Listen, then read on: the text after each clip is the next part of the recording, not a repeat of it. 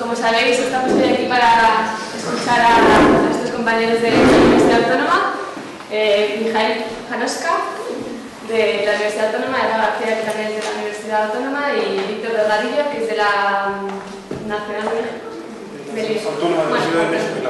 Y bueno, los tres forman parte de un equipo junto a otros compañeros que están por aquí del proyecto Contexto City, que nos va a presentar a Mijail. Y bueno, está surgido esta colaboración entre su grupo y nuestro grupo de I+D del proyecto de rehabilitación urbana, y estamos un poco empezando a conocerlos y ver de qué manera vincular ambas investigaciones. Y bueno, sin más presentados, damos las gracias por venir. Pues muy bien, muchas gracias por la introducción. Vamos a tener como dos partes, ¿no? La primera en la cual yo intento en un cuarto de hora rápidamente pasar por algunos contenidos y hitos del proyecto Contexto City, y luego la segunda parte, que va a ser la realmente interesante, en la cual Víctor nos va a comentar de sus experiencias en el DF, ¿no? Bueno, Contexto Cities es un proyecto europeo que acaba de comenzar en el mes de octubre pasado, y en el cual nos entendemos como una red de acción, una red de investigación y una red de intercambio entre universidades europeas y universidades latinoamericanas. Pues participan en esa red dos universidades europeas, los colegas de la University of Leeds, y nosotros del Departamento de Ciencia Política y Relaciones Internacionales de la Autónoma, y tenemos 6 partners en América Latina. A ver si digo. Los colegas de urbanismo de la Universidad de Chile, geografía en la Pontificia Católica de Santiago de Chile, 3 equipos en la UBA en Buenos Aires, en antropología, en geografía y en sociología. Los colegas de la Universidad Federal de Río de Janeiro, ahí en geografía, y luego los equipos mexicanos, la Universidad de Querétaro, y formalmente la UNAM, en la cual tenemos, pues, digamos, 2 grupos, el de geografía en la UNAM y el que representa Víctor, que colabora con la universidad, digamos, donde está ese puente entre la UNAM y la Universidad Autónoma de la Ciudad de México. Pues, ¿dónde nos ubicamos en nuestras actividades, ¿no? Es decir, nos entendemos de que bueno, el proyecto básicamente logra a poder vincularnos a través de una movilidad entre Europa y América Latina con esos grupos de trabajo, y mediante estancias cortas y estancias largas, pues desarrollamos toda una serie de proyectos de investigación individuales y colectivos, ¿no? Y el hecho de que Víctor está en este momento aquí, pues forma parte de esa posibilidad de trabajar conjuntamente, financiado por el proyecto, ¿no? En la investigación, pues nos ubicamos, digamos, en 2 aspectos básicos con los cuales comenzamos a trabajar. Por un lado, desde una vertiente de los estudios urbanos críticos, y por otro lado, donde queremos enfocarnos a lo largo de estos 4 años de duración del proyecto, pues en el desarrollo, la aplicación y la implementación de metodologías visuales en el estudio de la ciudad, ¿no? Si hablamos de temas que estamos trabajando, pues en esa red, por un lado, pues trabajamos las consecuencias del neoliberalismo urbano, pues nos centramos, por otro lado, en las geografías y las políticas de gentrificación. Trabajamos los distintos movimientos contestatarios en las 6 ciudades que forman parte del proyecto, con el fin de entender mejor, pues, las distintas formas de reapropiación del espacio público en las distintas ciudades latinoamericanas y europeas. ¿qué más metas tenemos para nuestro proyecto? Pues por un lado queremos conectar la teoría urbana con la teoría política y pues a partir de ahí desarrollar pues, un contexto común a partir del cual podemos analizar las distintas ciudades, que es algo que no es tan fácil.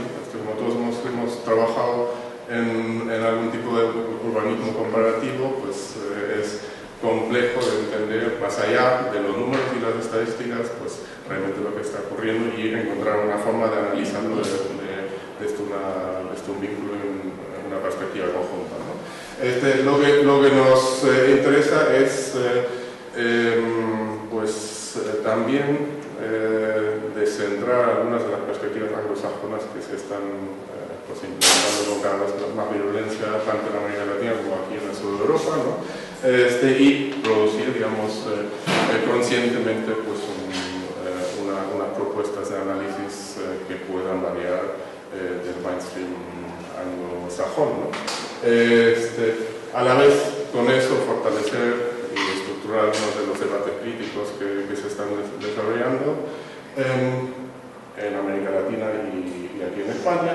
Y sobre todo creo que uno de los aspectos básicos de la propuesta que tenemos es aprender de muchas de las experiencias latinoamericanas en temas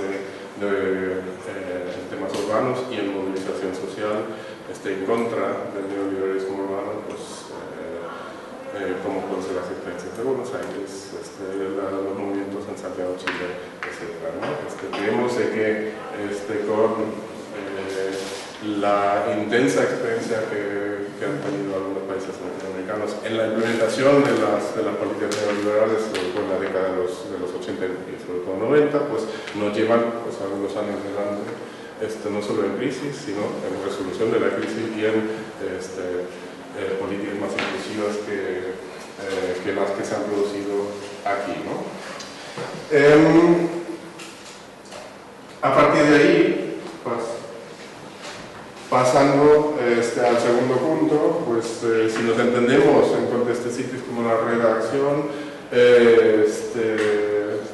queremos pues, salir de esas aulas y entrar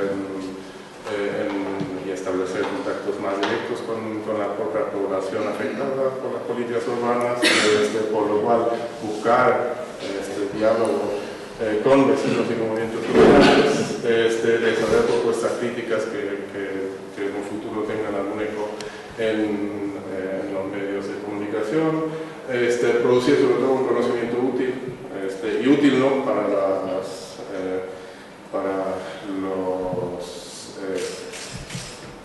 amigos en los gobiernos de las ciudades, sino un conocimiento útil para la sociedad civil, ¿no?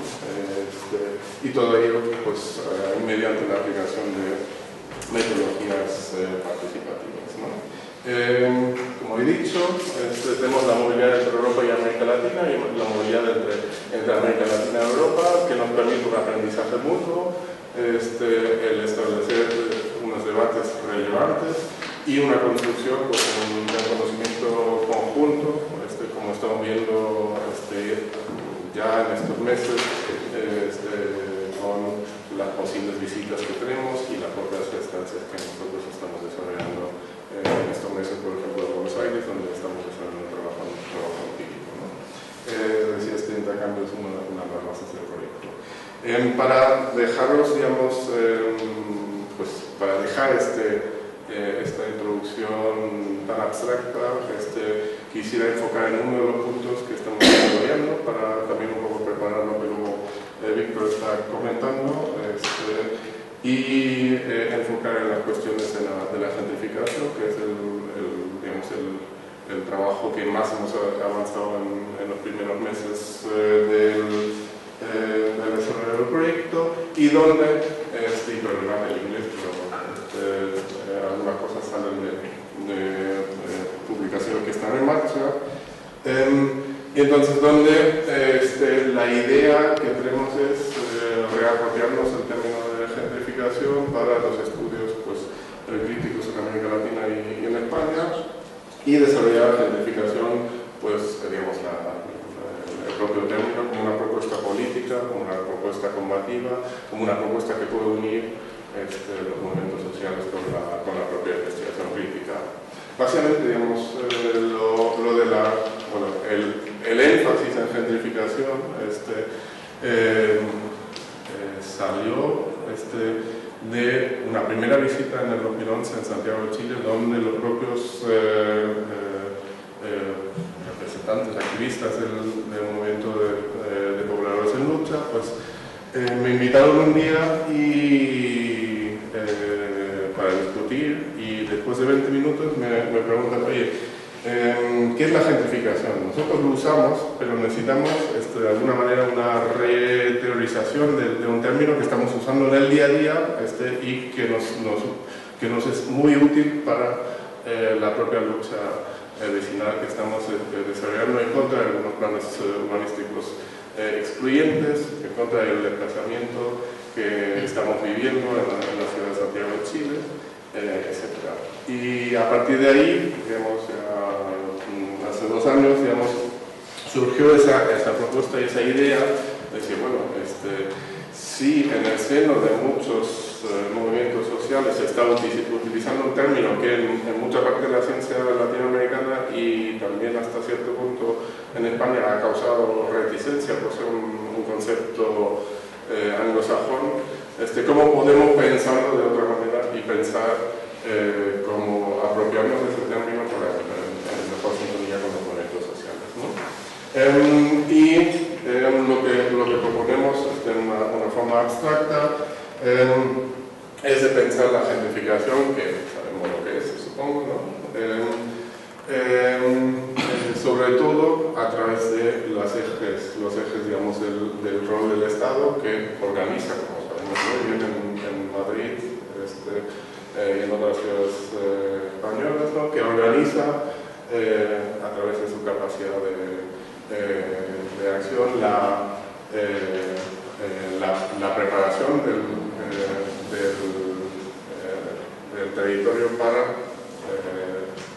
los procesos de gentrificación, que ejerce, pues, a través de su acción un tipo de violencia a veces simbólica, en muchas ciudades de América Latina, pues también física, ¿no? Recordemos que en la Boca se queman las casas porque la gente no quiere salir de las casas, y que tiene como finalidad, ¿no? De reutilizar el espacio urbano después del desplazamiento de partes de la población que no está deseada, ¿no? Y existe toda una serie de mecanismos que se desarrollan a partir de esos 3 aspectos, ¿no? Y en el caso, y aquí lo que intentamos es casar y primero ver cómo se está discutiendo sobre la gentrificación en España y en América Latina y en el mundo anglosajón. Primer paso para poder centrar, digamos, la propuesta teórica, ¿no? Entonces, a partir de una revisión bibliográfica, pues hemos estado viendo sobre qué se discute, cómo se utiliza el término de gentrificación en América Latina, ¿no? Hemos podido desarrollar como 4 categorías, ¿no? Por un lado, todo lo que podríamos llamar la gentrificación simbólica, es decir, lo que está relacionado con el patrimonio histórico de las ciudades, lo que está relacionado con la revalorización de la ciudad a partir del turismo, todo lo que está relacionado con el expulsar a personas con un perfil étnico o racial distinto de la ciudad, o todo lo que serían los mecanismos de control, ¿no? Aquí tenemos un gran abanico de políticas de gentrificación que actúan más bien en el plan simbólico y preparan así la ciudad para la gentrificación, ¿no? Y tenemos muchos ejemplos, como ves, en las ciudades a partir de las cuales se está discutiendo esto. Luego hemos detectado como un segundo aspecto, que son las políticas neoliberales de gentrificación, que se concentran pues, en lo que conocemos en las políticas de revitalización y rehabilitación de los centros urbanos, que tienen un rol notable del Estado que con sus formas de implementar las políticas pues prepara otra vez el terreno para la gentrificación y que igualmente tiene una relación con el creciente turismo urbano que es uno de los destinatarios para esas políticas neoliberales de gentrificación. En el caso latinoamericano tenemos dos perspectivas adicionales. La primera la hemos titulado como Nuevos mercados inmobiliarios y gentrificación, que tiene que ver con, sobre todo, con la forma como los barrios más pobres de las ciudades, las favelas, la vía miseria, se están gentrificando en este momento. Pues el ejemplo de Río Janeiro es ejemplar, como mediante la preparación de la ciudad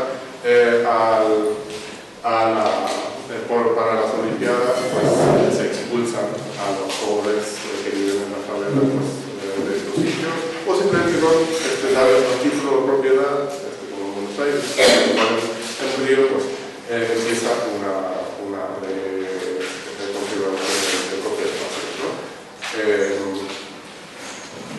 Y el cuarto aspecto que, pero esto no ocurre no solamente en los centros de la ciudad, sino también en la periferia, cuando hablamos, por ejemplo, de la organización territorial con la instalación de los barrios privados en la propia periferia, pues igualmente actúa sobre y influencia, digamos, sobre los espacios de las clases populares más desfavorecidas, ¿no? Y luego el cuarto punto, pues tenemos aquí la resistencia a la gentrificación, pues donde en América Latina se discute mucho sobre cómo los movimientos sociales pues, luchan en contra de los procesos de gentrificación.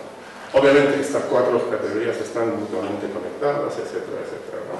Lo que vemos a partir de ahí, a eso vamos a volver después, es que estas categorías son totalmente distintas a las que tradicionalmente se entiende como gentrificación en el mundo anglosajón, donde aquí, en un primer lugar, casi, en los mercados inmobiliarios, casi no aparece, digamos, la vivienda como el bien central para la gentrificación, como lo definen en el mundo anglosajón, ¿no? En España, para hacerlo más rápido, hemos diferenciado, para hacerlo más rápido, pero tenemos más categorías. Hemos diferenciado 6 distintas categorías. Pues vemos que la gentrificación, como conocemos en Lavapiés, en otros barrios céntricos del Estado, ocurre a pesar de la migración fuerte que hemos visto en la última década y media. Es decir, ahí los debates científicos sobre gentrificación están relacionados también con los debates de la llegada de inmigrantes.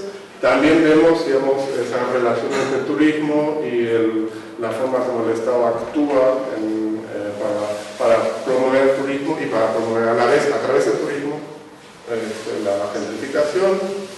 Vemos que lo que algunos han llamado la gentrificación productiva, como digamos, a partir del asentamiento de ciertas compañías, sobre todo servicios, se gentrifican barrios, ¿no? O mismo, si miramos a privado, la gentrificación a partir de lo que llamamos gentrificación comercial, ¿no? El cuarto punto está relacionado con la gentrificación simbólica, igual como en el caso de América Latina, y aquí más, con más fortaleza, la producción cultural, es decir, toda la instalación de la New Creative Class, ¿no? Y de los contenedores culturales que vemos en Lavapiés, por ejemplo, pues responde a esto. Luego tenemos un quinto punto que llamamos la nueva geografía de gentrificación, pues lo que sería en ciudades intermedias, pequeñas, en el país, y también en espacios rurales, en el Pirineo o en algunas aldeas en Navarra, etc., ¿no? Y como último punto, igualmente como en América Latina, pues la resistencia a la gentrificación como un aspecto muy fuerte, muy arraigado en los estudios urbanos españoles, ¿no? Con muchos estudios de caso, pues en Madrid, en Valencia, en Sevilla, en Granada y en otros lados. Si ahora lo juntamos y miramos qué está ocurriendo, digamos, o cómo hemos visto lo que son los debates sobre la gentrificación en el mundo, pues, aquí en España y en América Latina, pues podemos mirar y ver que esto obviamente difiere mucho de lo que se discute en el mundo anglosajón cuando se habla de gentrificación. Y eso es lo interesante para ver cómo podemos apropiarnos de un término que nos viene ajeno, pero que nos trae oportunidad para mejor discutir un fenómeno que está ocurriendo, ¿no?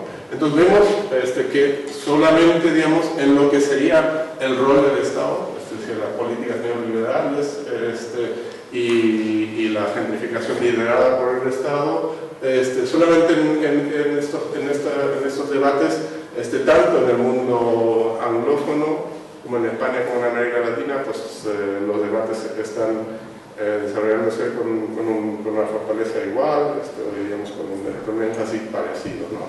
Es decir, tenemos como una dimensión en la cual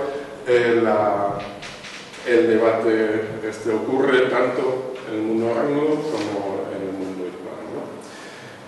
Luego hay todos unos debates que es la segunda categoría que solamente existen en el mundo anglosajón y que no ocurren o no ocurre en absoluto o no ocurre solamente de forma muy marginal en España y América Latina. Algunas formas, como por ejemplo, pues lo que llaman en la supergentrificación, es decir, la regentrificación de barrios ya gentrificados, o la forma como la gentrificación de nueva construcción se desarrolla en el mundo anglo, pues esto aquí en nuestros entornos casi no aparece o no aparece directamente en los debates. Y luego vemos que tenemos todo un abanico de debates novedosos con los cuales, digamos, en los debates existentes nos diferenciamos claramente del mundo anglosajón, ¿no? Por un lado, es decir, sobre todo en España, el debate relacionado entre la gentrificación y la inmigración internacional. En el caso de América Latina, pues el énfasis sobre cómo se construyen nuevos mercados inmobiliarios para fomentar la gentrificación, y luego tanto en España como en América Latina, pues los aspectos de la gentrificación simbólica, es decir, relacionada con el turismo, con el comercio, con el cambio productivo, y también, y eso es muy importante, digamos, todo lo que está relacionado con la resistencia, la gentrificación y los movimientos sociales, ¿no? Y a partir de ahí, digamos, estos aspectos nos dan pie a pensar en cómo apropiar y reapropiarnos mejor de ese término en los estudios de caso que estamos desarrollando. Y ahí dejo de hablar y te paso la palabra a Víctor. Bueno, buen día a todos. En primer lugar, gracias por recibirme en su casa, gracias por invitarme, que me haya convidado a formar parte de este grupo de Contest Cities.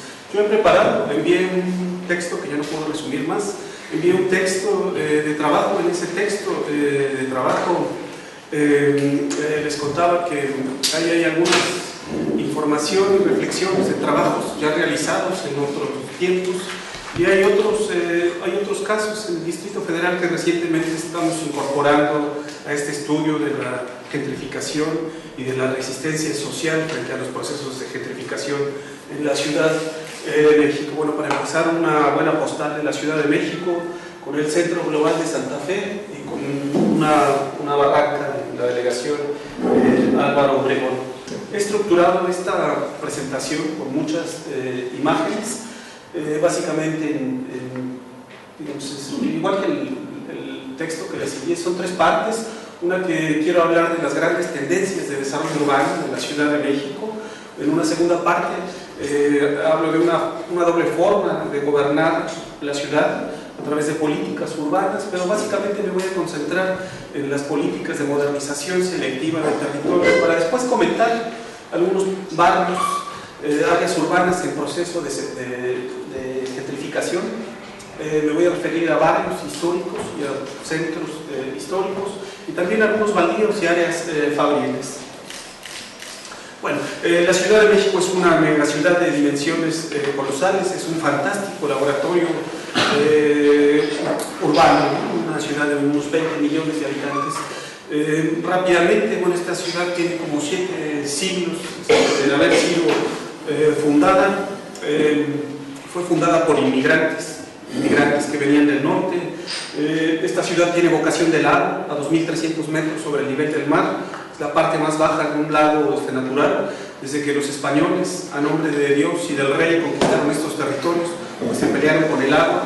Y esta empresa de desaguar este lago natural continúa hasta ahora, ¿no? Bueno, una otra cuestión curiosa es que, por ejemplo, cuando Bernal Díaz del Castillo y Hernán Cortés llegan a la ciudad, se encuentran 2 ciudades conurbadas. Para mí esto es así como simbólico de esta ciudad, ¿no? Esta ciudad ha sido construida por inmigrantes, primero los que llegaron del norte, luego los españoles, y después en el siglo XX por los republicanos, por los exiliados argentinos y por mexicanos de todas las provincias, ¿no? Y la otra cuestión es que esta ciudad ya desde muy temprano ya se conurbaba con otras ciudades, ¿no? Acá en este mapa donde muestra la Ciudad de México 1810, 1876 y 1909, lo que quiero mostrar es como una herencia que todavía marca el desarrollo urbano de las ciudades mexicanas. En México no ha habido una planeación, sí ha habido planes, intentos de planes ordenadores del desarrollo urbano, pero esta ciudad básicamente ha crecido a donde a los desarrolladores inmobiliarios les conviene. En esta ciudad lo que podemos ver es que la ciudad se expande a donde les conviene a los inversionistas, ¿no? Bueno, también desde luego hubo planes de desarrollo urbano. Este es un plan raro de un arquitecto, un desarrollador inmobiliario, Salvador Malo, que le presenta en 1908 al dictador, al presidente Porfirio Díaz, un plan de ensanche de la Ciudad de México. Se ve que los desarrolladores inmobiliarios en esa época ya estaban al tanto de los ensanches, del plan de Cerdá, del ensanche de Madrid, etc. Y por eso es interesante, ¿no? Este plano del proyecto de ensanche para la Ciudad de México. Bien, digamos, me centro ahora básicamente en las tendencias más recientes de desarrollo urbano. Digamos, el origen de esta megaciudad es la Ciudad de México. La Ciudad de México es un invento español. Cuando los españoles llegaron a estas tierras, esto se llamaba México Tenochtitlán, y ellos decidieron acá fundar la Ciudad de México como capital de la Nueva España. Pero además la ciudad, después los liberales que se independizaron de España, inventaron los Estados Unidos mexicanos, inventaron el Distrito Federal. El Distrito Federal contiene a la Ciudad de México, pero bueno, en el mundo entero ya, hasta para los mexicanos, la Ciudad de México es el Distrito Federal, aunque son dos cosas diferentes. Bueno, en el siglo XX esta ciudad tuvo una enorme expansión urbana de unos 350.000 habitantes. Ahora en el 2010 andamos en 20 millones de habitantes, pero ahora la mayor parte de la población ya no vive en el Distrito Federal, ¿no? Ya no duerme en el Distrito Federal, ya reside en los municipios vecinos. Este proceso de conurbación, este proceso de metropolización inició en la década de los 50. En los últimos 20 años el Distrito Federal es una entidad que casi ya no crece. Por ahí les pongo, en 20 años creció 615.000 habitantes, pero incluso entre el 90 y el 2000 creció en 400 y pico mil habitantes, y en la última década creció menos, ¿no? Pero en cambio la zona metropolitana se incrementó en poco más de 4 millones de habitantes. Pero además en esta ciudad, lo comento en el texto, hay en cada censo de población y vivienda, nos percatamos de que hay movimientos colosales de población. 8 delegaciones perdieron 430.000 habitantes, son las delegaciones centrales donde está la ciudad construida. En cambio otras 8 delegaciones, donde tenemos suelo de conservación ecológico, bosques, etcétera, tan importantes para esta cuenca tan habitada y tan llena de autos, 8 delegaciones incrementaron su población en 1 millón de habitantes. Digamos que esto lo presento así en escala de delegaciones, pero a veces hacemos un zoom en territorios más pequeños y nos damos cuenta de estos movimientos colosales de población. Digamos, esto está estrechamente vinculado a procesos de despoblamiento, de terciarización de las áreas urbanas centrales, está vinculado a procesos de renovación, de rehabilitación urbana y está vinculado a los ingresos, a los bajos ingresos de la población, quienes se encuentran en las periferias urbanas, una oferta de suelo formal o informal a donde ellos construyen sus viviendas, ¿no? Digamos, en las áreas urbanas centrales existe lo que llamamos despilfarro urbano, además de que las áreas accesibles y más apetecibles se han servicializado o terciarizado. También hay una gran cantidad de baldíos, de ruinas urbanas que esperan mejores condiciones. Las escenas que pasaban antes eran del centro histórico, estas son de la colonia Roma, pero en varias áreas centrales tenemos este despilfarro urbano. Por supuesto que nuestras áreas urbanas centrales también se prestan para formas de hábitat de la población de bajos ingresos. Acá puse una imagen de un campamento de indígenas inmigrantes de Oaxaca, y acá una típica vecindad en una parte no renovada, no apetecible del centro histórico de la Ciudad de México. Bueno, también hablaba de nuestras periferias urbanas. Nuestras periferias urbanas se siguen expandiendo. Tal vez la característica más interesante, más reciente que acontece en la Ciudad de México son estos artefactos urbanos con mini viviendas de dimensiones miserables. Este modelo los mexicanos se lo copiaron al Chile, pero lo hicieron a la mexicana, o sea, a lo bruto. Digamos, esta política fue posible gracias a la desregulación urbana, a la desregulación territorial, a la desregulación sobre la calidad de la vivienda social, también a la desregulación de formas de propiedad colectiva del suelo. Enrique Ortiz, un histórico luchador del derecho a la vivienda y del derecho a la ciudad, ha hecho un análisis de los constructores que han producido esta vivienda en todo el país, y él da cuenta de que esto es un monopolio, ¿no? Son unas 12 constructoras que cotizan en la Bolsa de Valores de Nueva York los que han hecho la mayor cantidad de este tipo de artefactos habitacionales. Esto ya va a terminar, ¿no? Hoy ya tenemos en México 5 millones de viviendas vacías. La otra vez vi en el periódico que ustedes en España tienen 3.5 millones de viviendas vacías. Allá son 5 millones de viviendas. El gobierno dice que es el narco, que es el crimen organizado, pero también sabemos que en gran medida fue por estos negocios inmobiliarios. Uno se mete al Google, por ejemplo, acá está la carretera de México a Puebla, uno toma esta imagen del 2002 y si uno la compara con el 2013, es brutal lo que se ha hecho. Casi yo no conozco en México una ciudad que no tenga en sus periferias estos artefactos habitacionales que se hacen para combatir, a nombre de combatir el déficit de vivienda. Todos estos artefactos son en gran medida producidos con los fondos sociales que los trabajadores aportamos de nuestro salario, ¿no? Bueno, no nada más existen estas nuevas urbanizaciones, sino también en la Ciudad de México y en los municipios vecinos todavía tenemos los sempiternos asentamientos humanos irregulares. En la Ciudad de México, 2/3 partes de la Ciudad de México han sido producidas por su población de bajos ingresos, al margen o sea, sin apoyo del Estado, y en muchas ocasiones contra disposiciones del Estado, contra las disposiciones del uso del suelo, contra las disposiciones del medio ambiente. Por cierto que ya en el 2010, 2012, 2013, bueno, ya tenemos mejores escenarios urbanos demográficos. Prácticamente en México tenemos el 80% de los mexicanos viven en ciudades. Esto quiere decir que cada vez hay menos campesinos que migren a las ciudades. Además, esto se complementa con la migración internacional. 1 de cada 10 mexicanos vive en los Estados Unidos de Norteamérica.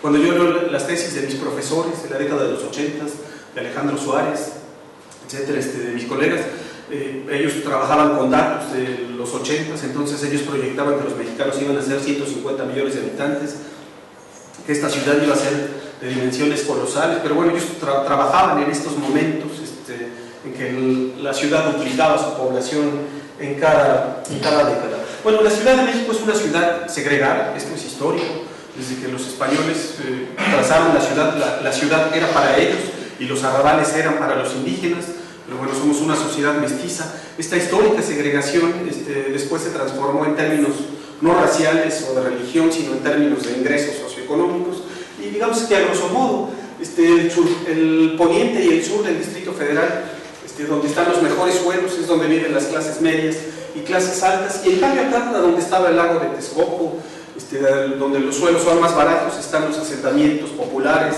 la zona fabril. Esta segregación socioespacial se muestra en el mismo centro histórico. Ustedes caminan unas calles atrás de la Plaza Mayor del Palacio Nacional y tienen un centro histórico olvidado, el centro histórico destruido, el de la economía informal, y del otro lado está la parte bonita, ¿no? La parte que llaman como en la sexta o séptima generación de recuperación del casco histórico. Un zoom de la imagen que mostraba antes, es un fraccionamiento vinculado al moderno centro de Santa Fe con su accesibilidad particular, y acá las barrancas ocupadas por población en la delegación Álvaro Obregón, la misma. Este es el moderno centro de Santa Fe, un distrito de negocios. Uno se encuentra estas cosas, esto es vivienda, además es vivienda social, ni siquiera creen que es un estratos socioeconómicos altos, es una zona popular, pero acá lo curioso en México es que también la población de clase media a menudo resuelve su vivienda, su necesidad de vivienda a través de formas informales, ¿no? Bien, no tengo tiempo, no me voy a concentrar en esta doble forma de gobernar. Yo en el texto por ahí digo que desde que nosotros tenemos un gobierno local propio, apenas a partir del 97, la izquierda gobierna esta ciudad con un discurso de justicia, de equidad. Digamos que en la ciudad, en el Distrito Federal, la Ciudad de México, se ha legislado en favor de los homosexuales, de los adultos mayores, etcétera, ¿no? Y se han aplicado algunas políticas que son de corte focalizado, y en mi opinión son de corte clientelar. Por ahí doy datos, por ejemplo, del 98, si no mal recuerdo, del 2012, unas 250,000 acciones de vivienda. Por ejemplo, en el casco histórico se han rehabilitado algunas antiguas vecindades, o se ha construido vivienda. O también pongo de ejemplo el caso de estos novedosos y nobles programas de mejoramiento barrial en el DF. Adoptamos, digamos, en América Latina hay un sistema de vasos comunicantes. Los mexicanos copian las buenas prácticas, las buenas políticas que existen en Sudamérica y las adaptan, las hacen un tanto a la mexicana. Acá simplemente puse una imagen de un programa de mejoramiento barrial en Álvaro Obregón. Recientemente en el foro de buenas prácticas de Colombia, Alejandro Suárez me pidió que escribiera un artículo sobre este programa. Mis estudiantes siempre estudian estos programas de mejoramiento barrial, y el año pasado el otro premio que da Habitat, de la Building and Social Housing Foundation, premió esta práctica como una buena práctica. Para mí las buenas prácticas son mejores, pero sería mejor que se transformaran en mejores políticas, ¿no? Bueno, por ahí escribí algo más sobre este programa comunitario de mejoramiento barrial. Bueno, mejor esto me lo brinco. Pongo algunos ejemplos de la modernización selectiva del territorio. Por ahí les hablaba en el sexenio de López Obrador, 2000-2006, por ejemplo, se renovó el Paseo de la Reforma. No nada más se hicieron obras físicas, no nada más se introdujo fibra óptica, sino que se otorgan incentivos fiscales para atraer a los hoteles, para atraer a digamos, edificios inteligentes, nuevos, para atraer la inversión a esta importante avenida de la Ciudad de México. En ese sexenio, 2000-2006, hubo una política similar al programa de repoblamiento de Santiago de Chile. En ese tiempo el alcalde de la Ciudad de México decidió aplicar el Bando 2. Es una política restrictiva de desarrollo urbano que prohibía la construcción de vivienda en la mayor parte de las delegaciones de la ciudad, y la concentraba en 4 delegaciones centrales, 4 territorios que en 30 años habían perdido 1.200.000 habitantes y muchísimas viviendas, ¿no? Esta política, digamos que tenía objetivos nobles, evitar la expansión de la ciudad, evitar el crecimiento anárquico, proteger el suelo verde del Distrito Federal, pero paradójicamente esta política fue aprovechada por los desarrolladores inmobiliarios. El suelo de la ciudad central se encareció y digamos que esta política puso a competir a los desarrolladores inmobiliarios con los grupos que se organizan para demandar una vivienda. Acá en la Ciudad de México no se hicieron desarrollos inmobiliarios tan grandes como los de Santiago de Chile, ¿no? Acá puse un par de ejemplos de este tipo de viviendas. Por cierto que muchos desarrolladores inmobiliarios se acogen a la normatividad urbana para la vivienda social y hacen prototipos de vivienda social para que se las permitan realizar, y ellos por aparte venden elevadores, por aparte venden estacionamientos, y entonces estas viviendas son inaccesibles para la población de la Ciudad de México. Otro de los proyectos estrellas de modernización selectiva del territorio es ¿no? En una ciudad que se ahoga de tráfico, en el DF deben circular todos los días 4,5 millones de autos entre los locales y los de los municipios conurbanos, y lejos de implementar una política de transporte público, pues, hicieron una política de hacer segundos pisos. En esta época todavía no eran de peaje, eran de libre acceso, pero después, un sexenio después, ahora estas vialidades están concesionadas a desarrolladores inmobiliarios.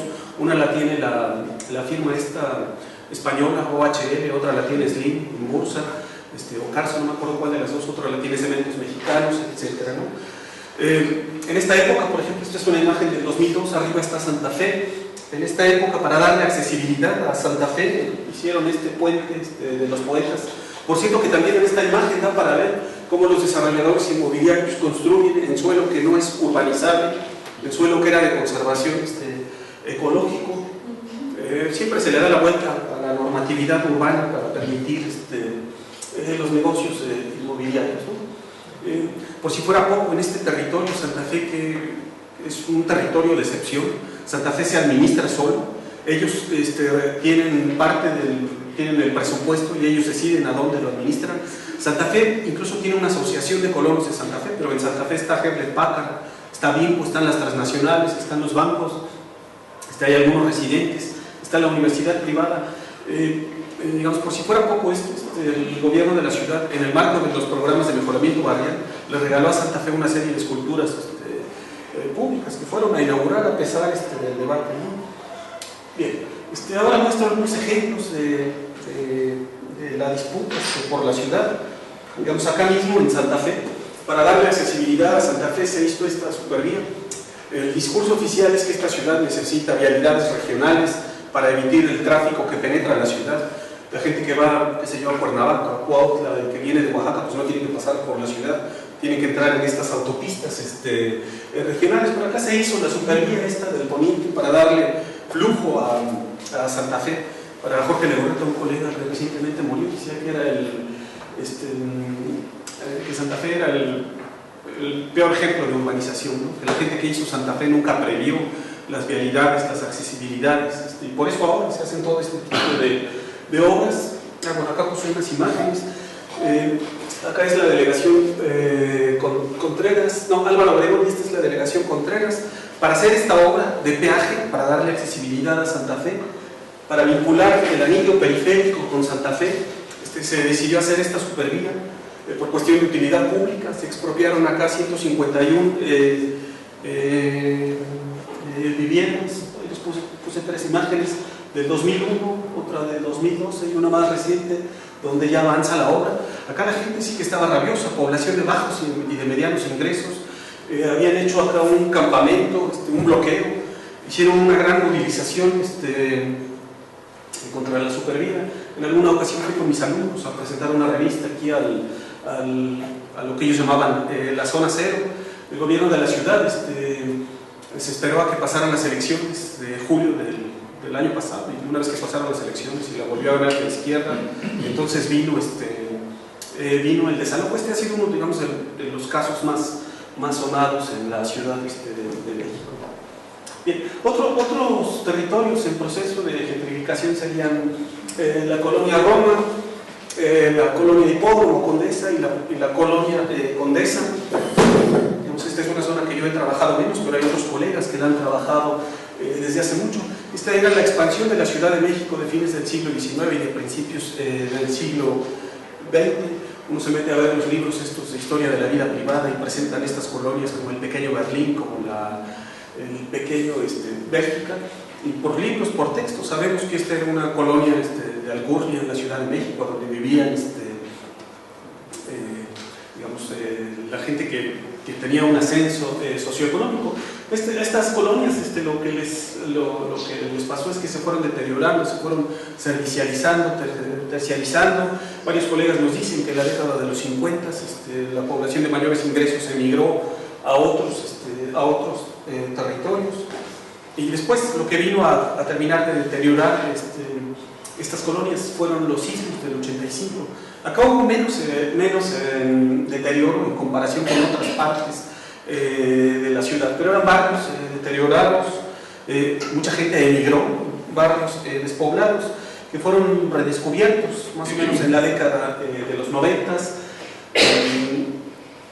a través de algunos proyectos culturales. Ahí a mediados de la década de los 90s empezó a funcionar la noche de los museos, a generar actividades culturales.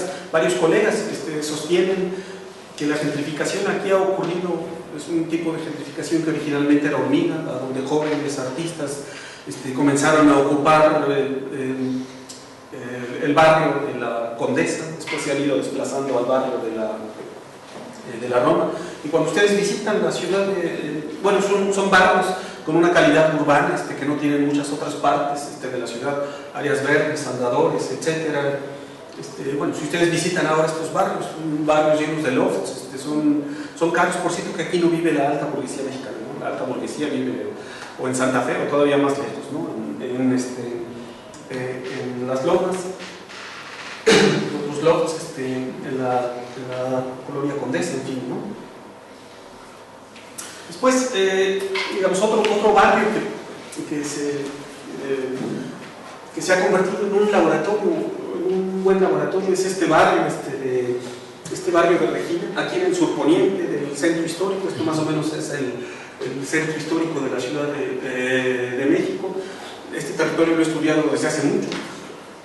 He estudiado las 6 generaciones de recuperación del casco histórico desde 1967, y ahora más bien pongo el acento en esto que les comento, que para mí es un extraordinario laboratorio urbano, porque la sociedad mexicana es una sociedad muy segregada. La población de altos ingresos se atrinchera, construye sus barrios cerrados, y en cambio aquí, a donde el hombre más rico del mundo, por lo menos el hombre más rico de México, decidió en 2002 recuperar el centro histórico y comprar una serie de inmuebles. Bueno, acá han estado llegando jóvenes en clase media baja, y esto para mí lo hace atractivo, ¿no? Acá en este territorio también fue severamente dañado por los sismos del 85, y el Estado mexicano reconstruyó como 48.800 viviendas en la zona central y unas 13.000 viviendas en el casco histórico, básicamente en lo que llaman en México el perímetro B, pero también aquí hay algunos edificios históricos que fueron rehabilitados para vivienda social, ¿no? Bueno, era una portada que a mí me gusta mostrar del proceso. Cuando el ingeniero Slim decidió recuperar el centro histórico, este hombre pudo sentar en la mesa al alcalde de izquierda, López Obrador, con el presidente de derecha, Fox. Ambos presidentes crearon un consejo consultivo que a nadie consulta. Este consejo consultivo para el rescate del centro histórico está encabezado por Slim. Este consejo consultivo tiene un comité ejecutivo encabezado por la sociedad civil, o sea, Slim, y además en este comité ejecutivo le pusieron 3 funcionarios federales y 3 funcionarios locales. Digamos, por azar yo tengo todas las minutas de ese consejo, de ese comité ejecutivo del Consejo Consultivo para el Rescate del Centro Histórico. Aquí se armó el programa de seguridad pública, aquí se armó el programa de incentivos fiscales para la inversión inmobiliaria. Digamos, entre las acciones, este sería el barrio de Regina. Son algunas imágenes que yo he conseguido de Lina de la década de los 70, y estas son imágenes recientes de esta calle peatonalizada, que les digo que para mí es un gran laboratorio, porque aquí coexisten ahora los que viven en las vecindades rehabilitadas de los sismos del 85, y los nuevos bohemios, los nuevos residentes del centro histórico. Aquí un problema que tengo para comparar, por ejemplo, el mercado inmobiliario. Ya tenemos registros más recientes, pero yo no manejaba, no trabajaba mercado inmobiliario antes de las inversiones de Slim, así es que no puedo saber antes cuántas viviendas se vendían, cuántas no, pero digamos, de los últimos años que tenemos registro del mercado inmobiliario. Un otro territorio que para mí es interesante es el de Coyoacán, otro centro histórico en la Ciudad de México. Coyoacán era como una ciudad lineal, por ahí está la mitad de la Ciudad de México. A mediados del siglo XIX, por ahí está Tacubaya. Aquí en Coyoacán, nosotros también en México a veces tenemos oportunidad de hacer estudios urbanos. Los hemos hecho con Alejandro Suárez Parellón para el Centro Histórico de la Ciudad de México, para otros. Podemos armar nuestros equipos de trabajo. Acá, por ejemplo, en el Centro Histórico de Coyoacán, en su ampliación, la Colonia del Carmen, hemos podido estudiar los cambios de uso de suelo. En México, la mayor parte de los cambios de uso de suelo ocurren de manera informal. De por sí, México es un país que no se caracteriza por respetar el Estado de Derecho. Yo no sé, acá, yo viví mucho tiempo en Alemania y el Estado de Derecho, la ley es la ley, ¿no? Y el que la violenta, pues, y se dan cuenta, pues lo castigan y ya, ¿no? En México, ¿no? El Estado de Derecho, la ley, es un marco virtual que se puede interpretar de un lado, pero también de otro, ¿no? O también se puede negociar, ¿no? Digamos, la ley sirve para que... Y esto ocurre, por ejemplo, esto ocurre con los usos del suelo.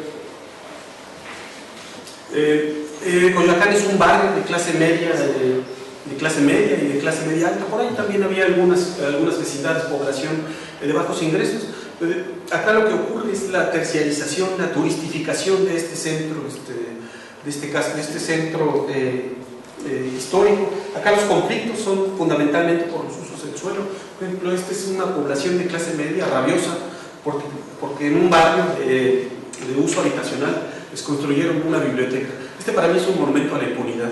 Es una biblioteca que hizo, lleva el nombre de la esposa de Octavio Paz, de Navarra, que hizo el Consejo Nacional para la Cultura y las Artes, pero esta obra se hizo sin licencia de construcción, sin permiso de cambio de uso de suelo, y aparte la inauguraron, ¿no? Entonces la población está afuera ahí, los vecinos están rabiosos, diciendo que les va a empeorar su calidad de vida, porque este equipamiento va a traer público, etc.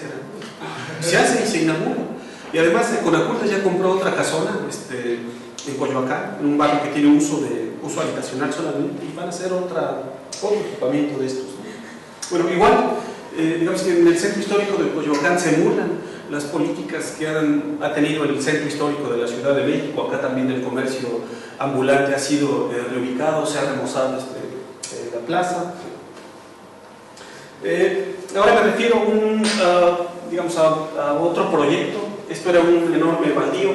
Este era el centro Bancomer, ahora es el centro BBVA del banco, Bilbao Vizcaya. Este es un centro comercial y aquí está el barrio, lo que queda del barrio de Joco. Por acá está la Cineteca Nacional. Acá también, digamos que los usos del suelo se han modificado ad hoc para la inversión privada. Esta imagen, esta es la imagen más reciente. Lo que se construye aquí es este proyecto. Los mexicanos desde hace mucho que quieren tener su torre de César Petty o de Rem Koolhaas. La de Rem Koolhaas no la pudieron hacer, se vino abajo el proyecto del Bicentenario. Pero ahora sí, aquí en este barrio, que está aquí atrás en el barrio de Joco, está mítica, desarrollo inmobiliario, que lo han hecho con total impunidad. La persona que autorizó el estudio de impacto ambiental, ese funcionario público es el que fundó la empresa privada que se dedica a hacer los estudios de impacto ambiental, ¿no? Digamos que si este debate del gobierno proempresarialista, en donde las estructuras del Estado están infiltradas por el sector privado, pues en México es más descarado, ¿no? En México los funcionarios se vuelven desarrolladores inmobiliarios, o desarrolladores inmobiliarios se vuelven funcionarios públicos para permitir este tipo de cosas. Además, esto se construye. Acá también la gente está rabiosa. Esta es una de las manifestaciones que se hicieron. La obra ya está muy avanzada y en la parte del barrio de Joco se comenzaron a fisurar las casas, se les fisuró su iglesia, llegaron los funcionarios, llegó la constructora. Acá hay plata, es capital estadounidense y mexicanos, y se meten a la página de mítica ciudad progresiva, ya pueden ver cuánto cuestan los departamentos, quién los diseña. Bueno, el barrio está lleno de... Nosotros estamos en contacto con residentes del barrio de Joco. En México hay una iniciativa de derecho a la ciudad, y en esta iniciativa que hacen varias universidades convocamos a académicos, a activistas sociales, a movimientos que emergen para debatir el derecho a la ciudad. Creo que esta es casi la última parte que presento. Más o menos por acá está el centro histórico, acá abajo está el Chapultepec. Esta es la colonia de clase media Polanco. Y esta era una zona fabril, donde estaba la Ford, Vitro, rodeado de barrios, de colonias obreras. Acá Slim, el hombre más rico del mundo, compró las fábricas. Otra empresa española también compró para hacer estos megadesarrollos. Acá esto lo bajé de internet. Acá, por ejemplo, acá está un desarrollo que le llaman el Gran Polanco. Esta es la Plaza Carso, esta es la Polaria, también es de Slim. Acá está, ¿no? Plaza Antara. Esto ya casi está terminado. Esta es la ciudad de Slim, como le conocen en México. Pero tiene varias, no es la única. O sea, tiene más desarrollos inmobiliarios. Este es el museo de Sumaya. Sumaya tiene el nombre de su mujer, y este es el de la colección privada de Slim, que es abierto al público, es gratuito. Y acá en esto están sus complejos, sus empresas, Bursa, Telmex, etc. Ya está terminado. Y este es el otro, el de Polaria. Estos son inversionistas españoles que están atrás de Ciudad Slim. Además, ellos ya le vendieron una parte de su terreno para que se continúe expandiendo Slim, ¿no? Acá lo que se comienza a discutir, lo que comienza a aparecer en la prensa son las amenazas de desalojo, el encarecimiento de las rentas urbanas. Acá, por ejemplo, acá está Antara, acá están los desarrollos de Slim, acá están los desarrollos de Polaria, y acá ustedes pueden ver este asentamiento irregular que incluso va a salir en la prensa. Es un desarrollo, es un asentamiento popular que existe desde hace mucho, y comienzan a haber negociaciones para ampliar los desarrollos inmobiliarios, y la prensa crítica comienza a denunciar amenazas directas o indirectas de desplazamiento. Y puse un par de últimas imágenes, ¿no? El lema es interesante ver cómo el gobierno de izquierda cada vez se derechiza más. Yo fui funcionario público, con mucho orgullo lo puedo decir, en el periodo 97-2000, cuando el ingeniero Cárdenas, que rompió con el PRI, fue el primer alcalde de la ciudad. Había expectativas de cambio. El ingeniero Cárdenas para mí construyó con muchos otros lo que para mí es la última utopía urbana de la Ciudad de México. Él tenía el lema de una ciudad para todos, ¿no? Bueno, ya es un lema prostituido porque ahora ya cualquiera lo dice, ¿no? Pero en su momento era de verdad que había muchas expectativas de cambio. El que le siguió, López Obrador, de izquierda, que hizo muchas alianzas con la derecha, era más populista, y su lema de campaña era la ciudad de la esperanza. Que le siguió a López Obrador ya tenía el lema de ciudad en movimiento, ¿no? Ya tenía la idea de ciudad global. Yo tengo estos libros. En Ciudad Global no aparece un solo asentamiento irregular, no aparece una foto fea de la ciudad, todo es la parte bonita. Y ahora los nuevos, los que asumieron en diciembre, no es el nuevo alcalde, este es el nuevo secretario de Desarrollo Urbano y Vivienda, ahora gobiernan con el lema de la ciudad compacta, ¿no? Los movimientos sociales, algunos académicos dicen, pues ustedes le ponen un velo verde a los negocios inmobiliarios que quieren hacer, pero solamente en el surponiente de la Ciudad de México. Ahí en el texto digo que hay denuncias, había desde antes de que fuera secretario de Desarrollo Urbano y Vivienda, había denuncias de que su empresa inmobiliaria había violado los usos del suelo, había coimado a los jueces, o yo qué sé qué hizo para permitir construir edificios, un edificio de 29 pisos en una zona donde solamente se valían 6 pisos. Y bueno, cuando ustedes abren un periódico en la Ciudad de México a la semana, una vez a la semana, nunca falla, siempre hay un conflicto urbano. Por ejemplo, en este caso es de la gente de Xochimilco, que no quieren un centro comercial, o están estos, ¿no? Quieren un desarrollo urbano para el pueblo y no para los desarrolladores inmobiliarios, y a veces aparecen estas pintas que muy rápido las borran. Esta no me dio tiempo de ir, está sobre el Puente de los Poetas, que vincula las zonas populares con Santa Fe, que hay un colectivo urbano fue a pintar ciudades para la gente. Yo la bajé del periódico de La Jornada cuando fui, ya está pintada, ya la quitaron para que no se vea más feo el paisaje. Bien, esto es lo que yo tenía preparado, espero no haber sido muy superficial en esta presentación. Hay más datos en el texto que les pasé, ¿vale? A mí me surgen de todo este tema de la desregulación y estos desarrollos inmobiliarios tan bestiales, lo que comentábamos antes, cómo está el tema en México de las plusvalías, o sea, cómo se revierten las plusvalías o cuáles son los mecanismos para revertir las plusvalías de estos desarrollos a las entidades públicas. Bueno, al final, si lo público y lo privado están totalmente conectadas, digamos que sería un... ¿no? Sí. O sea, ¿cómo está ahí ese tema? ¿Cómo está la regulación? Sí, mira, digamos, en principio conozco poco. Pero además, por ejemplo, para muchos de estos barrios, para el remozamiento del Paseo de la Reforma, para la recuperación del centro histórico, más bien lo que se hace es al revés, ¿no?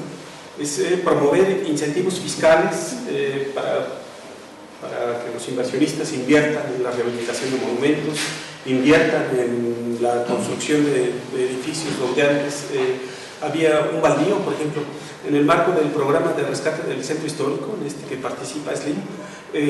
Más bien lo que se hace es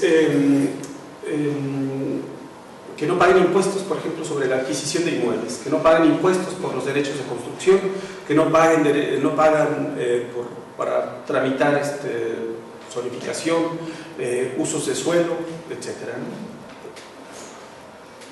O sea, luego Luego, digamos, en teoría, después de que pasa, bueno, también les descuentan el predial, el impuesto el predial también se los descuentan en lo que duran en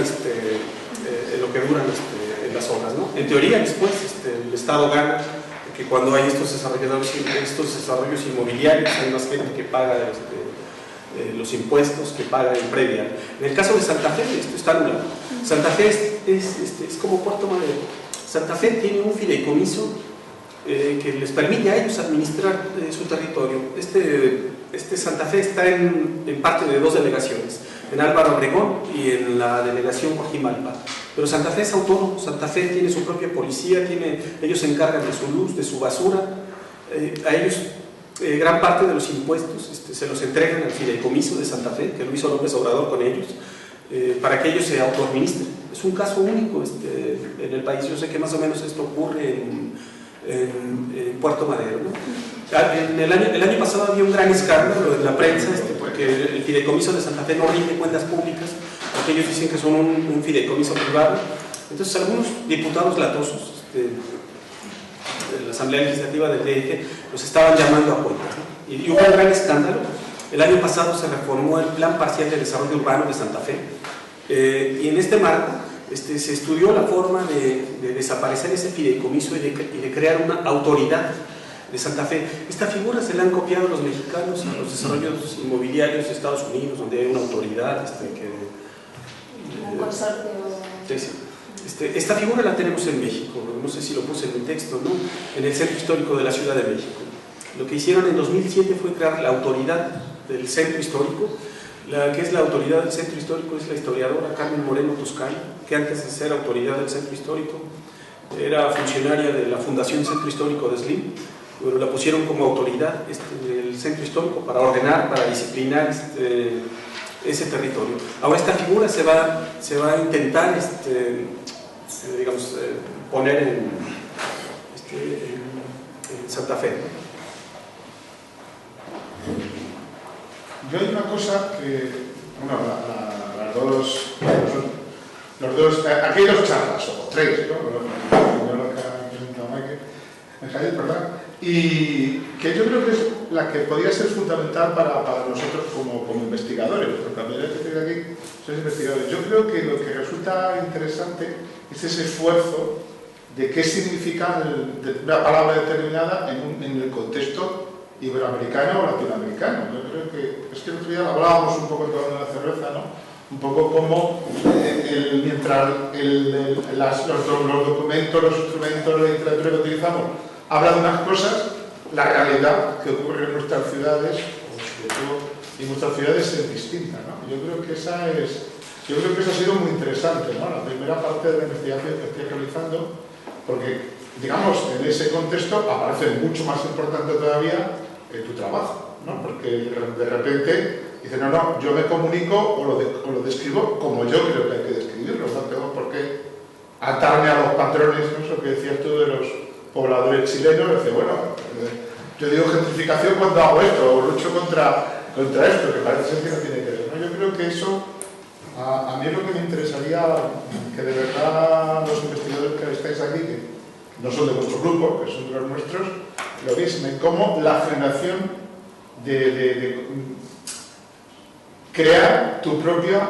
forma de interpretar el mundo, de manera que sí que la puedes ya contrastar con el resto, ¿no? Porque como ahora hemos caído al revés en las publicaciones anglosajonas, en las que todo tiene que tener su modo, su manera de explicar, ¿no? Esto se escapa muchas de su manera y es realmente interesante, ¿no? Además, luego realmente, claro, has pasado muy por encima pues eso, del modo de producción de la vivienda social, como con tu dinero del que pagas al sindicato, que pagas no sé qué, se paga a un dinero que va a pagar a su vez a no se sabe dónde, ¿no?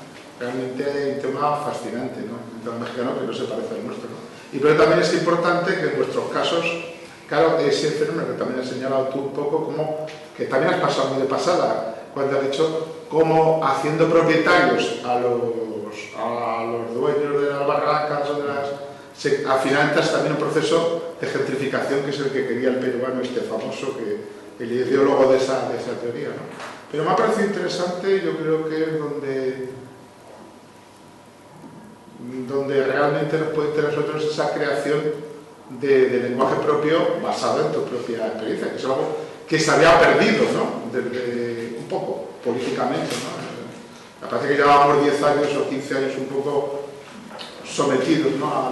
al discurso de otros, ¿no? Cuando fue al revés, los desarrollos totales y populares, y luego, bueno, lo que no acepto es la modestia de los estudios urbanos en México.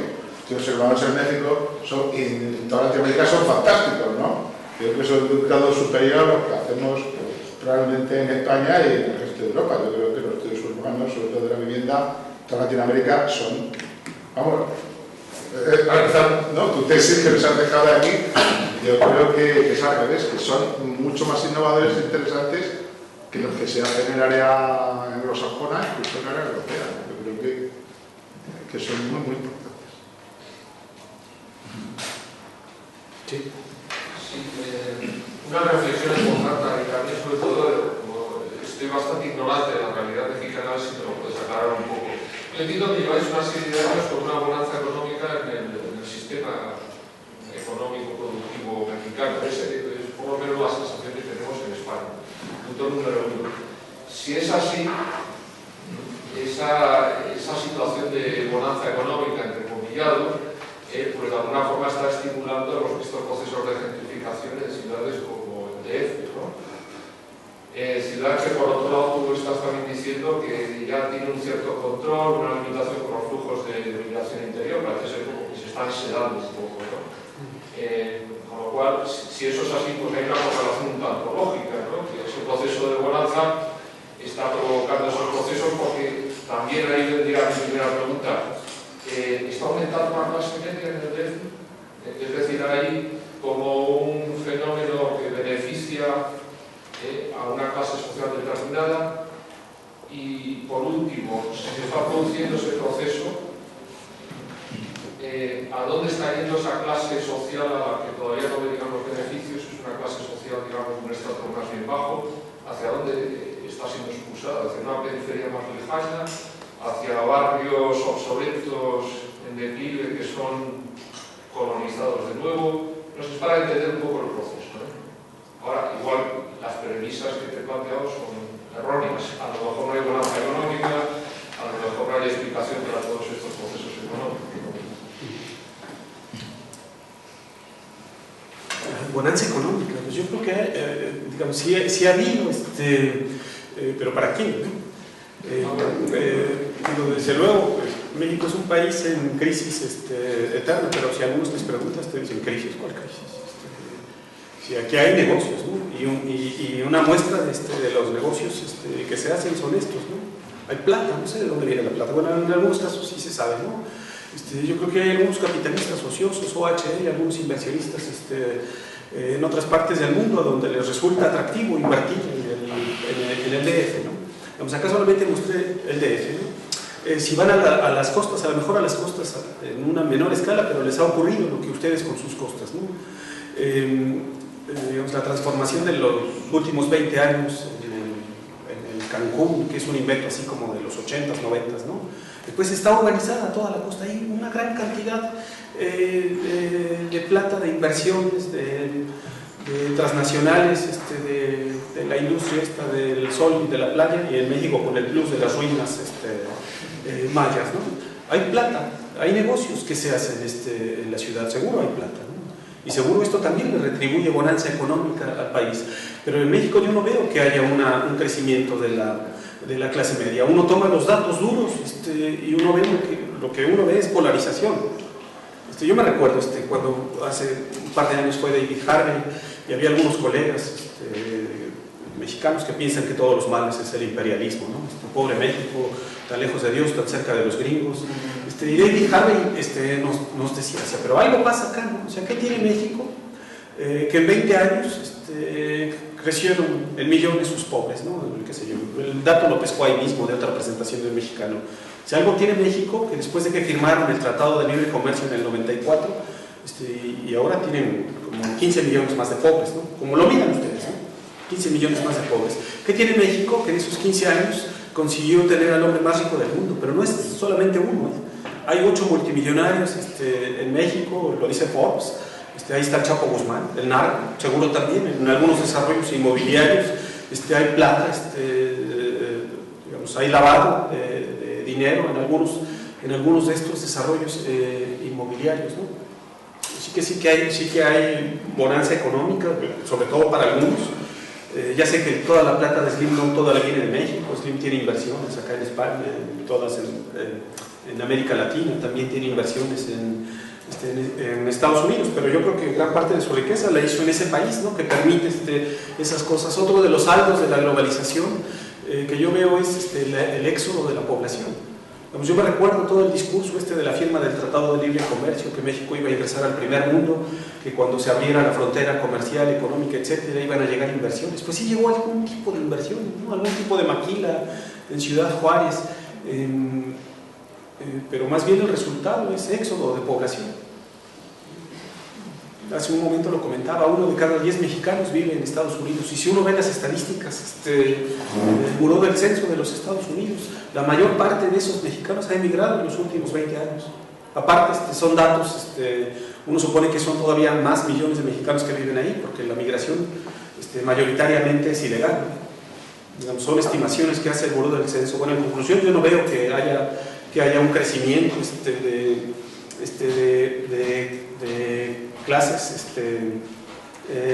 clases medias. Lo que sí veo es que la Ciudad de México es una ciudad cada vez más cara, y sobre todo algunas partes de la Ciudad de México es una ciudad cada vez más cara para su población. Cada vez es más difícil que la población de bajos ingresos o de ingresos medios se quede a vivir en la ciudad. En mi opinión, a la Ciudad de México le está ocurriendo lo que ocurre desde hace mucho en Buenos Aires, ¿no? Buenos Aires no crece desde 1940, ¿no? Es una ciudad cara, ¿no? Cara para su población. Sus nuevos jóvenes, los nuevos hogares que quieren vivir, que quieren comprar, que quieren alquilar, se tienen que ir a periferias cada vez más lejanas, ¿no? Donde el suelo, el alquiler es más barato. Digamos, es lo que yo veo en la ciudad de México. Lo que comentabas al principio, para mí es bien interesante hablar de gentrificación en la Ciudad de México, a diferencia de para mí de otros lugares que Mijael conoce muy bien. Por ejemplo, yo leo las aportaciones de Hilda Herzer, de Gino Germani, desde hace 5 o 8 años estar hablando de gentrificación, y en México no cansa. Es más, yo tengo problemas con mis colegas hay una convocatoria para la revista Ciudades, un número que voy a coordinar, que me tacharon el nombre de gentrificación. Ahí está, ¿no? En la síntesis, en la convocatoria está. Pues yo le puse gentrificación, y me la borró el comité académico de Ciudades, ¿no? Son 7 colegas, exa y septagenarios que dijeron, a volar acá. ¿Cómo le pusieron? La convocatoria sale como con los nuevos dueños de la ciudad. Querían una live, querían que le pusiera mi número, los nuevos rostros de la ciudad. Como los nuevos. Bueno, pues ya, los nuevos dueños, negocié, pero digamos que hay una reticencia a usarlo. Para un número de andamios que coordiné, fui a entrevistar a Emilio Pradilla. Emilio Pradilla le pregunto de gentrificación, me decía, volar con tu pregunta, ¿no? Acá no hay gentiles, acá no hay esa cosa ocurre en Inglaterra, acá no se gentrifica. Digamos que hay una reticencia de los mexicanos para usar el concepto de gentrificación, pero a veces yo también la tengo, ¿no? Digamos que es una palabra que yo uso para provocar. Cuando mis alumnos llegan con una cita de Atkinson, digo, a ver, ¿cómo pasa esto? Dice, no, es que Atkinson dice, bueno, pues sí, Atkinson dice allá, pero a ver, dime, ¿cómo pasa esto en México? Cuando vienen mis alumnos con esta portada que yo muestro de proceso, es que se privatizó el centro histórico porque Slim lo compró. A ver, dime. En mi libro sí viene, por lo menos desde 2000-2004, viene la lista de inmuebles a los precios que lo compró, vienen mapeados, y bueno, en un lugar de 9.000 predios, Slim compró 63, pues no está privatizado el centro. Pues digamos, cuando mis alumnos vienen con esto, digo, a ver, ¿qué? Hace un par de años, en un aniversario de la caída del muro de Berlín, la Fundación Rosa Luxemburgo me invitó a hablar sobre, ellos tampoco querían usar el concepto, pero apareció el tema de gentrificación, ¿no? Bueno, el gobierno mexicano, el director del Fideicomiso Centro Histórico, hizo todo por ir. Inti Muñoz, ¿no? Un tipo de izquierda que estuvo en la huelga de estudiantes del 86, vino. No lo invitaron, no lo querían invitar y se fue a meter para decir que en la Ciudad de México no se gentrifica, que el gobierno de izquierda no expulsa, no desplaza población. Era interesante, ¿no? Después los muchachos que tenían la cita de Atkinson, de Loretta Lyss, que yo cuestionaba, y además se metieron la gente de Letras Libres, esta revista que hacía, la que le siguió a vuelta, la revista de Octavio Paz, esta revista que también sale acá, que es medio derechosa, a veces también es medio izquierdosa. Uno de los escritores se metió al debate, a un foro, se armó un debate bien interesante. No era Miquel Atria, se me va el nombre, ¿no? Es uno de los que están en el Consejo de Letras Libres, y se metió y también decía que en la Ciudad de México no hay gentrificación, que si acaso ocurre gentrificación, eso lo hacía la directora de la Fundación Rosa Luxemburgo, esta alemana, que vive en la colonia Roma. Usted sí que viene a gentrificar y después viene a hacer un evento. Digo, bueno, digamos, yo uso la palabra este concepto, si genera ese debate, bueno, digamos, bienvenido, ¿no? Por ahí en el texto yo también digo que yo también he ido madurando a partir de la lectura de textos de Mijael y otros colegas españoles, latinoamericanos, ¿no? ¿Cómo se puede usar este concepto en nuestro contexto? Mijael. Sí, hombre, con eso provocas porque es el debate de todos los días. Pero lo que tú decías ahora con el número especial me parece gracioso, ¿no? Un querido colega en Santiago de Chile, Carlos de Matos, en una comida hace un año y pico, me dice, ¿ha visto toda esa gente que habla de gentrificación en Santiago de Chile? Pero aquí, si aquí no hay gentrificación. Y claro, ahora habría que pensar qué es lo que entiende mucha gente de gentrificación cuando habla de gentrificación. Claro, tiene los modelos anglosajones, tiene lo de la clase de 64, tiene todo el debate de los 80, 90 de Londres, de Nueva York y no sé qué. Y obviamente ese tipo de gentrificación en Santiago de Chile no existe. Ese tipo de gentrificación tampoco existe en Madrid. Es decir, si queremos aplicar, y hay digamos, hay como dos debates, ¿no? En el debate anglosajón sobre la posibilidad de cómo se puede utilizar el término gentrificación fuera del mundo anglosajón, ¿no? Por un lado, esa gente de Tomás Malutas y otros que dicen, no, por ejemplo, Atenas es ingentrificable, ¿no? Porque Atenas es algo especial, ¿no? Y otros, acabo de revisar un artículo sobre Hong Kong que fue súper interesante, donde hablan de gentrificación a pesar de que el 75% de los desplazados están contentos de haber sido desplazados. ¿Por qué? Porque están dentro de una lógica en la cual se les da una compensación económica y los pocos que no están contentos es porque no les han dado la compensación económica suficiente, pero es parte del ciclo inmobiliario de ahí. Entonces, a partir de ahí creo que habría que, bueno, y lo que intentamos, ¿no?, de hacer, por un lado, definir claro qué es lo que entendemos por gentrificación de una forma para poder hablar el mismo lenguaje. Porque cuando hablamos de gentrificación, algunos dicen lo que está ocurriendo aquí, otros hablan de Londres, otros de Manhattan, otros de Los Ángeles y otros de Tokio y otros del DF, ¿no?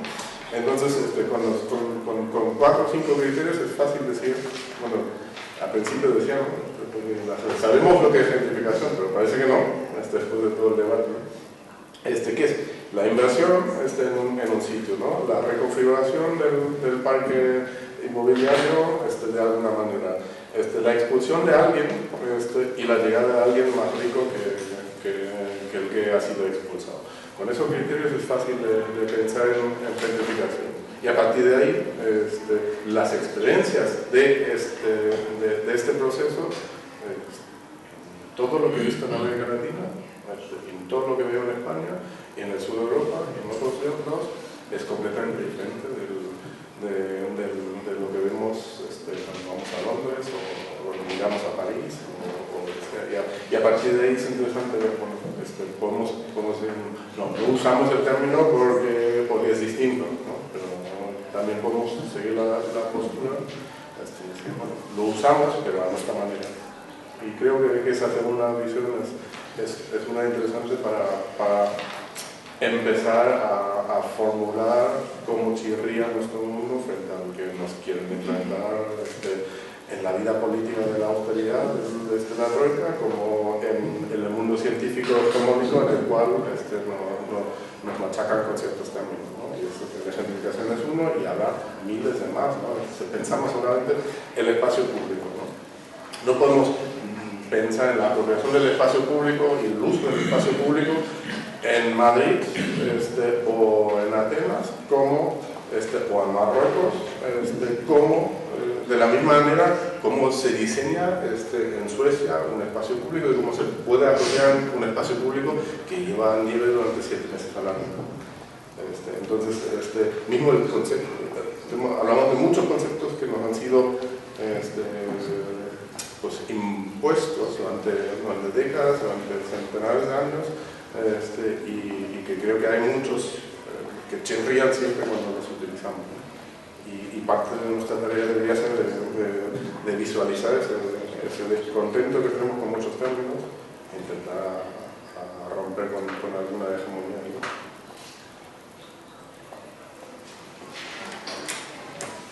Bueno, no sé si estáis, yo podría seguir hablando horas, pero me parece que ellos tenían algún problema hoy de horario, ¿no? Tenéis que estar en algún sitio, ¿no?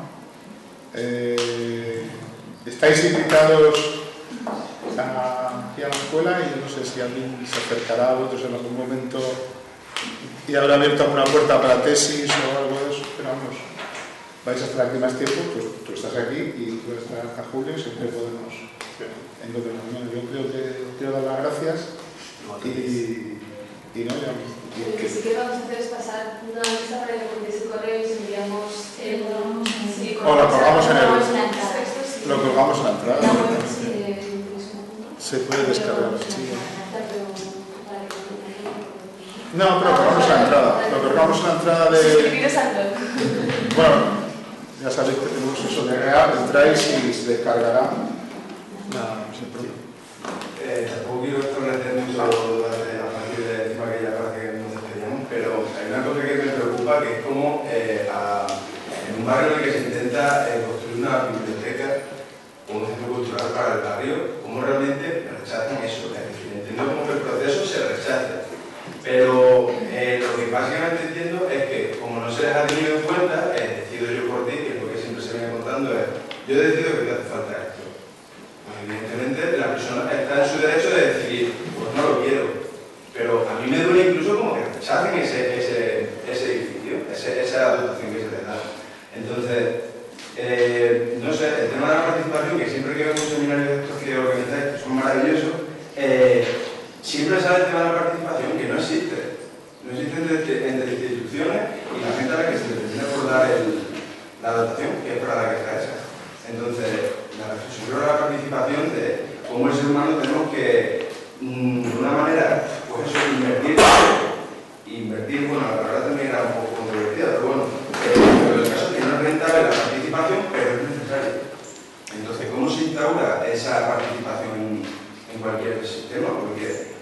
a nosotros nos ha fallado. En principio totalmente de acuerdo, yo no entiendo.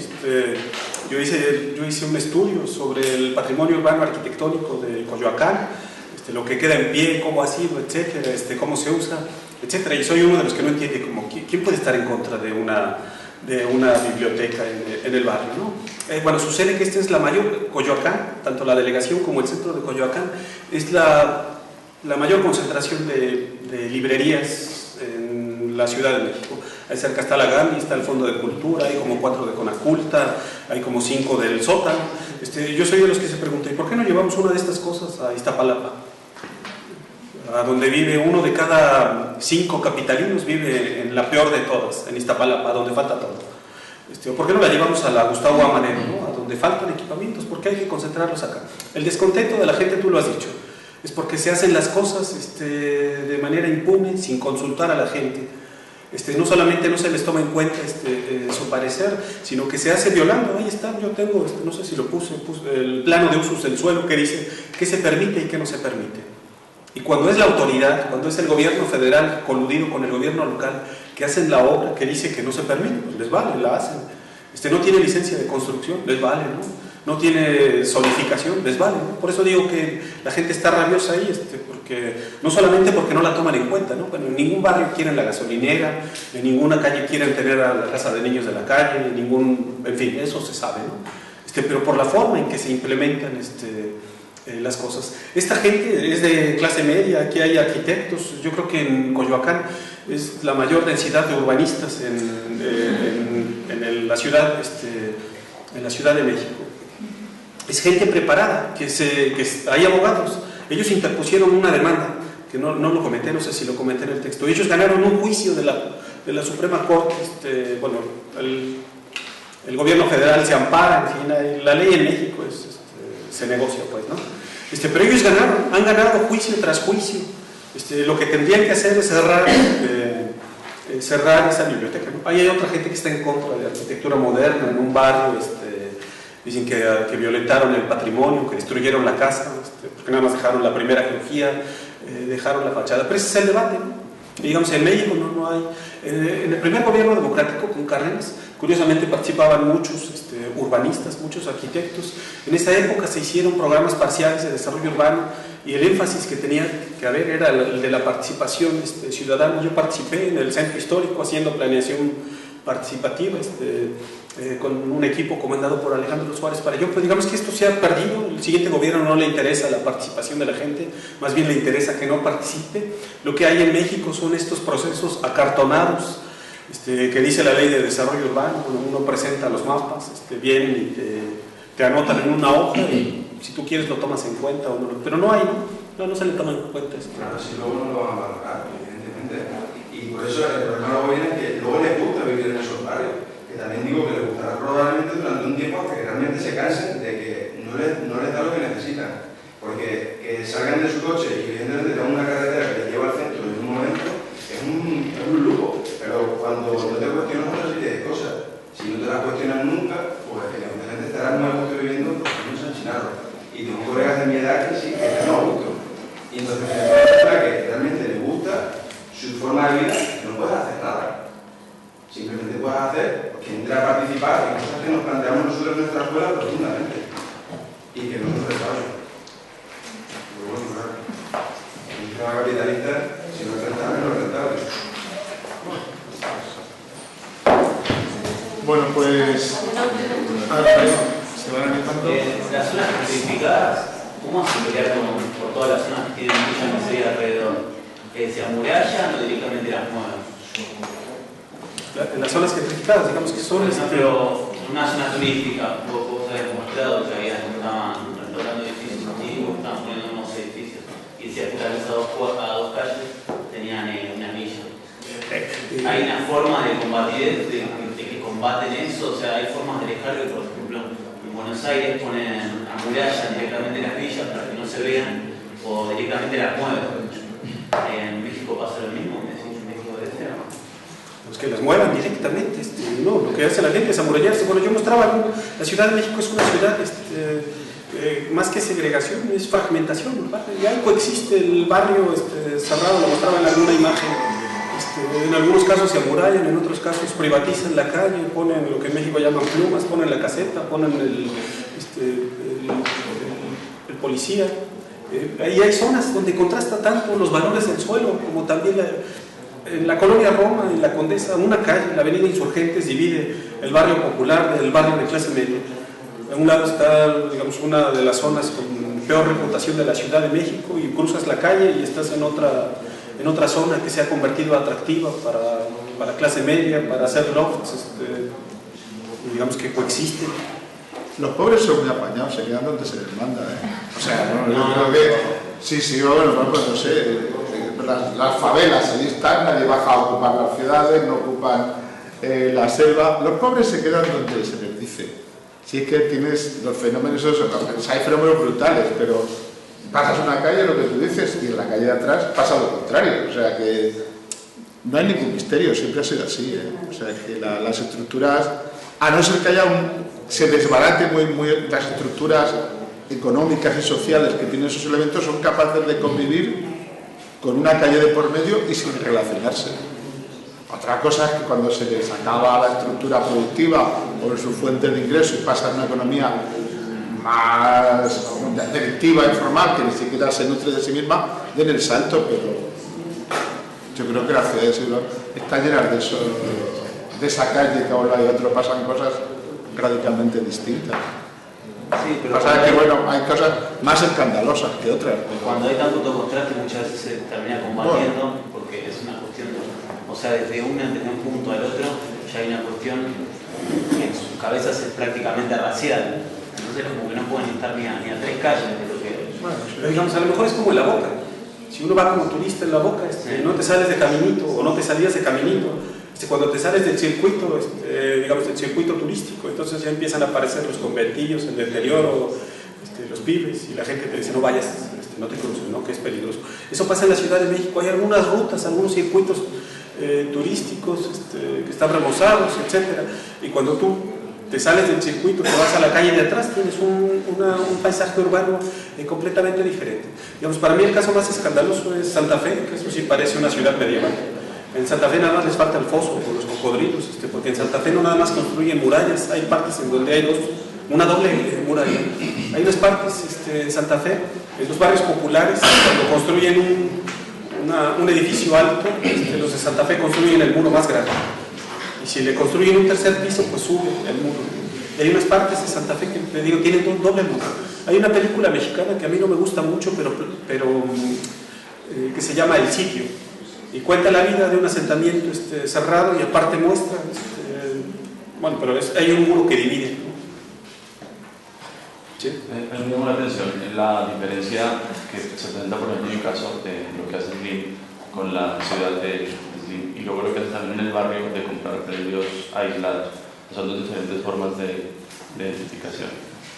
La pregunta es, también como desde el punto de vista de lo que han visto ustedes allí, ¿se tendría que catalogar siempre como negativo a ultranza el hecho de la identificación, o dado que es un fenómeno que se da de todas maneras, han encontrado ejemplos o formas de hacerlo, digamos, como que de alguna manera lleguen a tener buenos resultados urbanos al final de cuentas?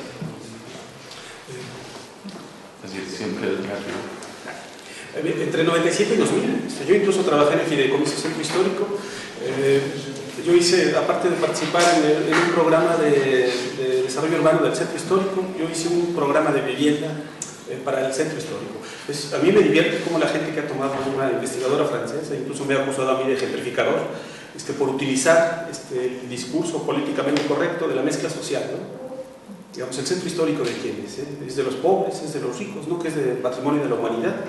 Yo por ahí en mi libro lo digo, que ese territorio nos pertenece a todos, ¿no? Tendrían que ser inclusivos, ahí tendrían que tener cabida todos los estratos socioeconómicos, y si hay jóvenes, y si hay inversionistas que quieren invertir y comprar, ¿y por qué no? Si vivo en una economía capitalista desde hace más de 200 años, ¿no?